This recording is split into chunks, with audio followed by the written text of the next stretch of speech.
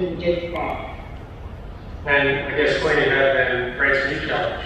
How do we bring forward our experience and learning of the old world into the new? How can we become responsible innovators so as to allow for these new technologies to flourish in a way where participants, I guess, fully understand the risks, at the same time can be protected from harm? Then I suppose we'll be having now Malcome Wright to guide us through what regulations and real objectives really are. What are some of the key risks that we face, and how can we all become responsible innovators to the benefit of society? Over to you, Malcome. Thank you very much, Queenie and Trent. Good afternoon, ladies and gentlemen. It is a real honor and pleasure to speak here today. I'm going to share the screen. So, where did it all begin? This is a photo taken on the 6th of May 2019 at the Benton's House, the United States University of Vienna. It was the first meeting between the crypto industry and policymakers to discuss crypto regulation. In that month, Bitcoin was valued at $8,200 or about 10 million Korean won in today's rates. Meanwhile, FTX launched and has gone on to now be valued at $32 billion. And in the Metaverse world, the Tension was less than a year old, and Animoca Brains had recently acquired the sandbox for a blockchain-based version of the game. But it was what was taking place in this room that was so pivotal as the industry and regulators came together to discuss regulations for crypto. Although there were some jurisdictions already taking the lead for the majority of the world, the starting point only arrived in 2019. So what is it regulators are seeking to do? Regulations were established and has been protecting the financial system for many years, but protecting it from what?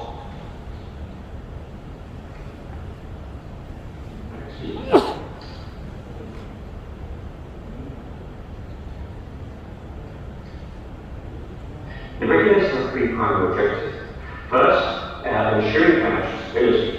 This covers many aspects, but will usually include monetary policy, such as caps and controls, and interest rates, alongside prudential and financial regulation of the financial institutions covering capital requirements, market activities, illicit finance protection, and so on. Second, to ensure consumer protection against activities such as fraud and scams, ensuring technical controls to keep customer funds safe from hacks, and ensuring that customers are aware of or understand the risks of what they are buying. Lastly, to ensure that markets function well through competition and fairness, that is, can consumers get a fair deal without collusion or market dominance by one or a handful of market institutions, and further, can a jurisdiction compete on the international stage? When you look at these 3 points, you can really start to understand why regulators are interested in crypto and the emerging advancements in DeFi, DAOs, and the Metaverse. But for a regulator, these areas can pose substantial challenges. The matters that are currently concerning regulators can be categorized into 8 areas, which will will map back to those 3 core objectives. Firstly, prevent illicit finance, such as fraud and scams, sanction evasion, money laundering, hacks, and terrorist financing. Second, tax, collecting tax revenue on profits and gains made from metaverse or trading activities in the same way as in real life. Also ensuring that the new economy does not facilitate tax evasion. Third, protecting consumers and society from illegal gambling. Gambling activities are generally licensed for a reason, particularly when it comes to preventing addiction and overcommitment to their money. Next, when an asset being sold or purchased is a security or not, such as fractionalized NFTs and crypto investment funds. Securities legislation has been built over a great number of years, and as a result of previous financial failures, and the same rules still apply for good reason. Then we have data privacy. None of us would like our personal data stolen or misused. In an ever-connected world, privacy remains a significant concern for misuse, whether intentional or by accident. IP rights, right-click and so has made it increasingly easy copy works with the intent to resell and profit, where the seller might not have the rights. Even considering their purchases are legitimate, what rights are given when a digital piece is purchased? What is it that you actually own? Conduct behavior. In its simplest form, conduct consider marketing of outsized APY claims to make much profits with no risk warnings of downside. But this goes further to the way in which the marketplace is implemented, particularly around fairness and consumer protection. And finally, risk management. With a market, players adequately build risk maps to prevent intentional or accidental harm. In recent days, on the university clubs has focused on whether this management could have saved them from losing their funds. So what is it that the industry can do? The emerging sector unofficially had a mantra of "I everywhere," with the acronym DYOR or Do Your Own Research becoming popular.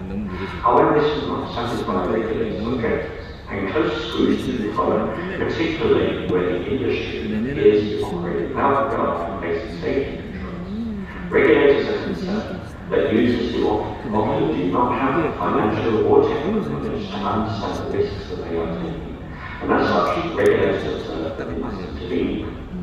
However, if the industry considers its own conduct standards, industry bodies promoting good behaviour, education, and so forth, this will go a long way to providing regulators with a comfort that it considers risk appropriately. Self-regulation then leads to good regulation. This is actually the reason that global digital finance was formed in the first place to now become the world's largest industry body in this space. Building public-private partnerships between policymakers, regulators, law enforcement, and the industry can have a materially positive impact on the shape of regulations.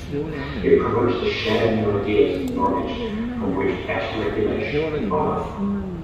Designing patterns that protect users from fair play.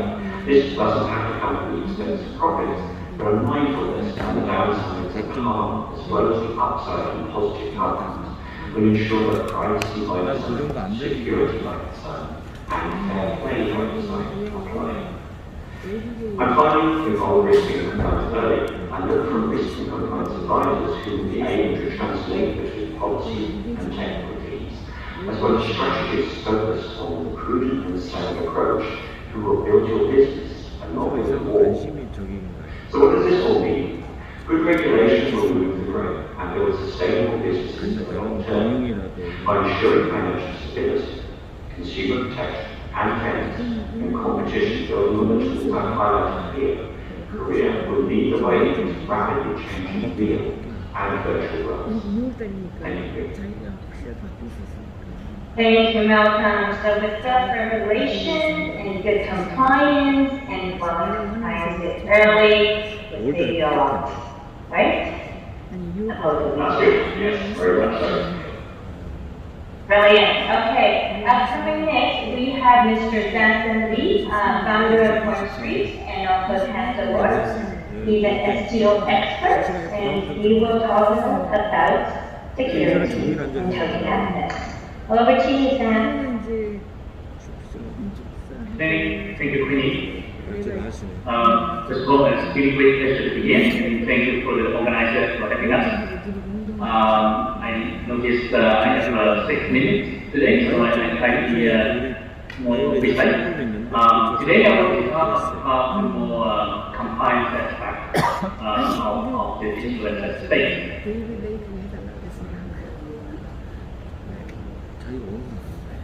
So first of all, a quick introduction of Quant Street. We are a world-leading decentralized investment banking group serving the high-end financial services, private cloud, professional consulting firm, and digital asset sector. So we operate in partnering offering, Metaverse solution, DeFi solution, and asset management.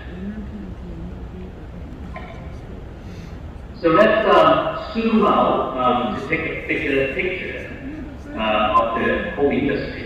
For the digital assets, we can in general now separate the digital assets into 5 buckets.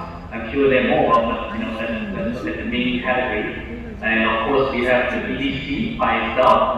This is the largest single digital asset. And then we have all the altcoins and DeFi, cryptocurrency or tokens, and of course stablecoin, and the very interesting NFT that we talked about today, and also the security tool as well. So these are a latest market data that I captured on CoinMarketCap yesterday.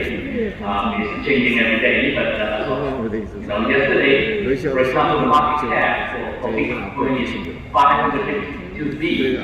It's considered around 45% of the total market.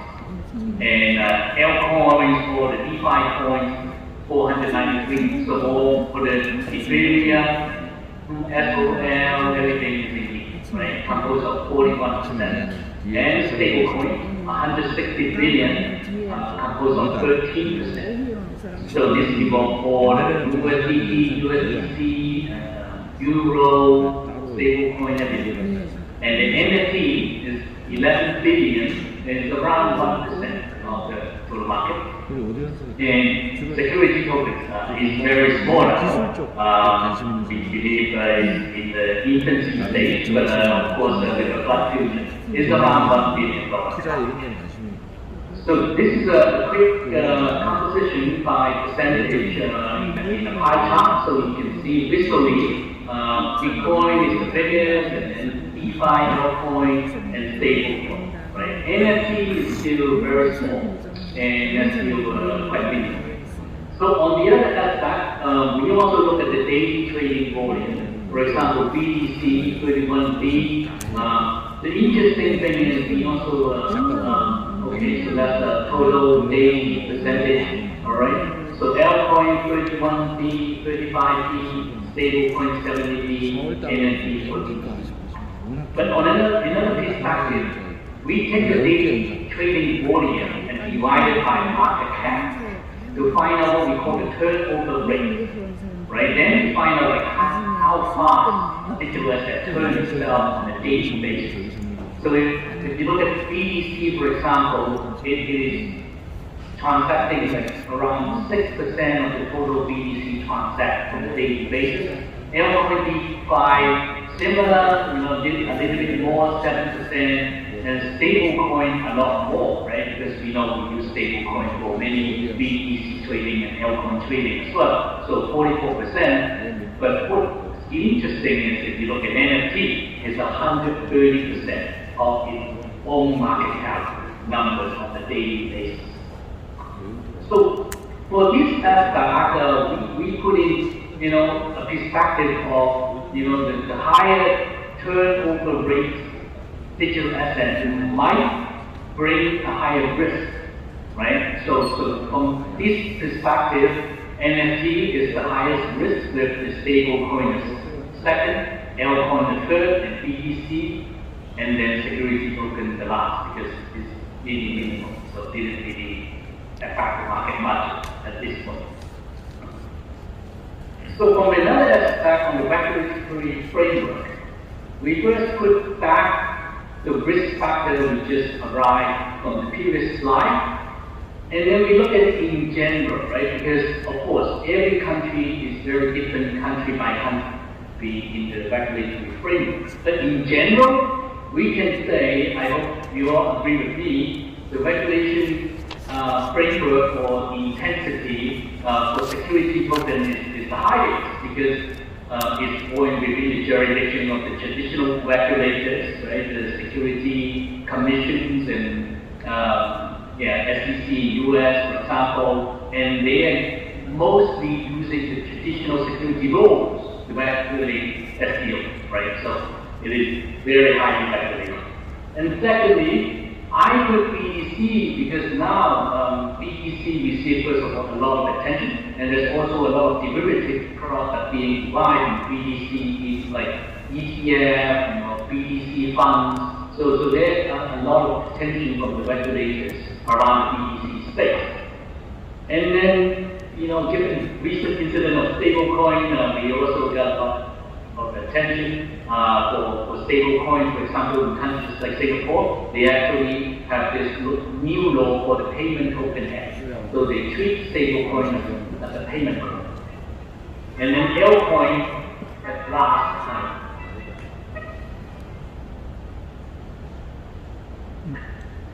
Really sorry. Oh.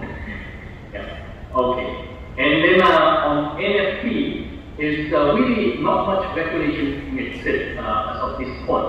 So if we compare these two perspectives, we might say, for example, in the security token space, it might be a little bit over-regulated, right? On the other hand, on the BTC, okay, it has heavy regulation, but not as much. Stablecoin, question mark, right? Because in recent incident, there might be a regulator need to take a second look at what to do. And Lcoin, not too much regulation because of a lot of DeFi activities, right? Decentralized operation. So we see the OPA, I don't know, right? I'm not trying to come to a conclusion here. So we try to then open up for discussion later on. But for NFT, it's very interesting. It's the opposite perspective from security tokens. As you see in our previous slides, it's the highest risk, but the less regulation. So is it under-regulated? I don't know. So hopefully this can open up, lead us to the open panel discussion next. Thank you. Thank you very much, Samson. Now, over to you, Trent, to moderate the panel for the panel discussion. Great. Thank you, team. And I guess the first question would be, the question of regulation is important for all countries around the world, and certainly Korea is looking closely at the situation. However, the recent meltdown of Luna and Terra has intensified the spotlight of regulation. What do you think will be the impact of this financial challenge?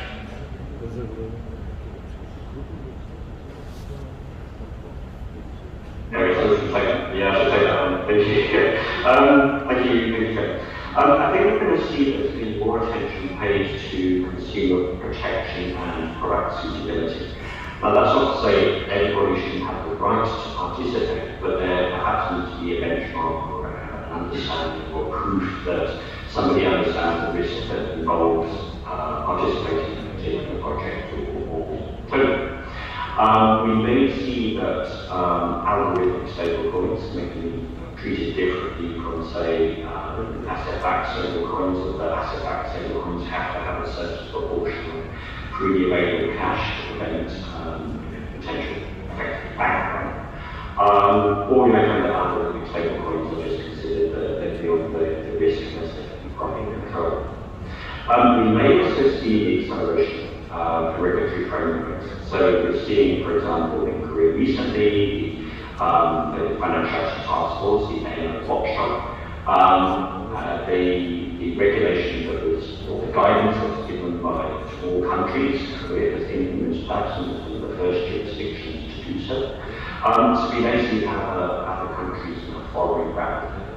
And I think that lastly we might see the evolution of new regulatory frameworks that are more suited to this new landscape, rather than just reliance on the old ones that are trying to make them work Yeah, just adding to that, I think the recent incident really caused attention or second look people, like now crypto. The crypto world is not isolated. It's a lot of correlation related to the mainstream market, right? A lot of hedge funds, traditional hedge funds actually participating. So this all become part of the bigger financial ecosystem. Previously, a lot of the stable coins from regulatory point of view is being treated as altcoin or in cryptocurrency. So maybe, as Malcome said, I agree, maybe we need to look at it separately, profit out. As I mentioned earlier, some countries actually have a payment token act treating stablecoin as payment tokens. So that might be interesting perspective, and also we might need to more thinking towards the CBDC. Very interesting. Thank you for sharing. So it seems like to me the whole point of the introduction of BTC and decentralized blockchain is to avoid burdensome regulation, costly intermediaries, not always acting in the best interest of us all, and to create a free, willing economy that allows people to work directly together through smart contracts. So do we really need a heavy regulation layer on top of this? So far, heavy regulation has not stopped the scandal of NFTs and the trade world. I think that is true. We have to look at where regulations come from. And we can look at, for example, as you mentioned in the introduction, we can look at 9/11, we can look at 2008, both of which introduced new sets of regulations. So in 9/11's case, we had the Patriot Act, we had new regulation around anti-money laundering, terrorist financing, to prevent lower funds to be able to carry out such attacks. And then in 2008, we had the global financial crisis, and we had a lot of regulation introduced at that point to really be able to protect the system from another global meltdown as we had before. The aim shouldn't be to avoid regulation completely, but to make sure that regulation is efficient and appropriate. For example, in traditional finance, there's this concept of clearing houses of financial institutions, and those clearing houses are part of the legal framework. So in Europe, for example, we have Euroclear, where all financial transactions settled. But that's actually to solve a coordination problem. In smart contracts, you can actually do this in a way that is trustless, it is automated, and that means that actually there's no need for that intermediary or that specific piece of legislation. Thank you for sharing, Malcolm. What are your thoughts, Dan? Yeah, adding to that, I think that's a very interesting aspect about decentralization.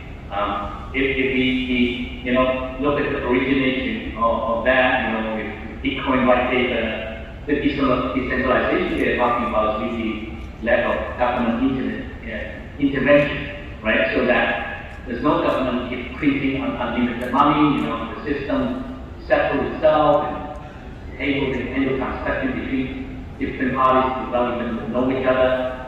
That's great. But when it comes to regulation, I think, one aspect of regulation is investment protection. So if any product becomes an investment product and taking people money, right, there's responsibility from the government and the regulator to protect the investment. Right, so we have to keep the balance, and also this world. Although in the future we might want to be in the metaverse, but in the real world, it's all sovereignty based. So we can all separate into different countries. Every country has their own sovereignty, and will have their own regulation, and they have the responsibility to protect everyone within the country. So we go to US, we have to play by the FCC rules. We're in Hong Kong, we play by the SFC rules. So I guess the point is where the line is being drawn at any particular, whether currency, cryptocurrency, a coin, tokens, or any digital asset, how they see it is an investment product, right? Or touching which segment of the market, right? Because now some countries they only restrict the professional investor to buy Bitcoin. Like they ban all the retail investors. People actually have to prove they are rich, to buy Bitcoin.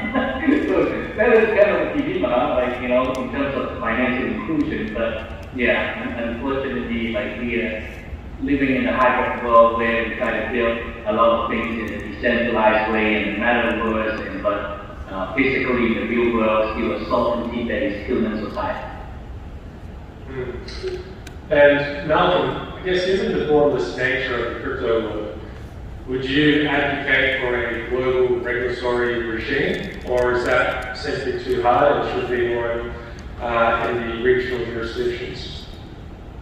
I think right now it appears too hard. So if you looked at the anti-money laundering standards produced by the Financial Action Task Force that I mentioned earlier, they were implemented, or they started coming to force in 2019, about a month after that photograph I showed you earlier was taken Perhaps at a global level, but those recommendations have still not been implemented into law in every single jurisdiction. Korea was one of the first, but there's still plenty of places that have not yet implemented. But I am a strong advocate of regulatory interoperability, where similar concepts and licenses can actually be transported across borders. So I think that the direction we're moving, where we have this borderless value transfer or NFTs or metaverse, everything there doesn't necessarily revolve around borders. So it does mean that we may actually need to move towards some sort of regulatory framework that can operate across borders to properly manage the risks and also really to promote global responsible innovation. Okay, great, thank you. And Sam, any comments on that as well? And we will just wrap it up after this answer as well. Yeah, I think it is a great idea to have global regulation, but realistically, I'm sure it's very hard. Like just mentioning the sovereignty base, every country has their own big thinking, and this will be a challenge for security tokens, right? Because one of the earlier charts showed security tokens very small. I think one of the reasons is this, because in order to do a global distribution of security tokens, we really have to go through all the security laws on every country, which is very hard. But on the other hand, if you do things more in the DeFi way, you know, in cryptocurrency, if you get around the security regulations, it is very doable. So I think we definitely heading out into a new direction of a hybrid kind of model, right? I don't think doing our digital asset with the traditional security law framework is workable. It's a completely different product. We are not talking about IPO, right? But it takes time, you know, to find this best deal for us. Yeah, but I'm optimistic in the future. Thank you for that, and thank you, Malcolm and Sam, for valuable insights into regulation within the space. There is always a balance when looking at innovation and regulation. On the one hand, if we had regulated Bitcoin straight out the gate, then would we have had the Bitcoin and blockchain revolution that took the world by storm over the last decade? With blockchain, crypto, metaverse, and NFT revolution well underway, I guess the scene is set for a regulatory approach that allows for the continued innovation of the space to take place, whilst providing an overarching governance and regulatory framework to be able to operate within. And Queenie, any thoughts there? It was very informative. I'm going to ask Sophia. Sophia, what are your thoughts on regulations and reality? It was such an insight into regulation versus reality. I cannot wait to see what the future holds. Anyway, that is the end of our program today. We hope you enjoyed this session. Any last words from you, Trent and Queenie? I have some words that I'd like to say. Firstly, it's been an absolute pleasure to be here in a virtual sense to connect with you all today on these very important topics and concepts that are changing the world with every breath we take. The world is evolving and changing in a dynamic manner. Future generations will see what we are dreaming and aiming to build today as the cornerstone of the reality that they live in on a day-to-day basis. The metaverse is building out, billions of dollars are being invested into space. Large enterprises are assessing their Web3, NFT, and metaverse strategies to better engage with their customers and communities. We've got governments like South Korea that are building out their own metaverse, the expanded virtual world, and as a consequence, incentivizing collaboration between industry, government, and regulators. Wherever you have these new frontiers being built out, you always have the visionaries, the explorers, the builders and architects, like the speakers today, that help pave the pathways for the world to forge their journey. Thank you to our speakers, presenters, and panelists. Thank you for your time, energy, and expertise.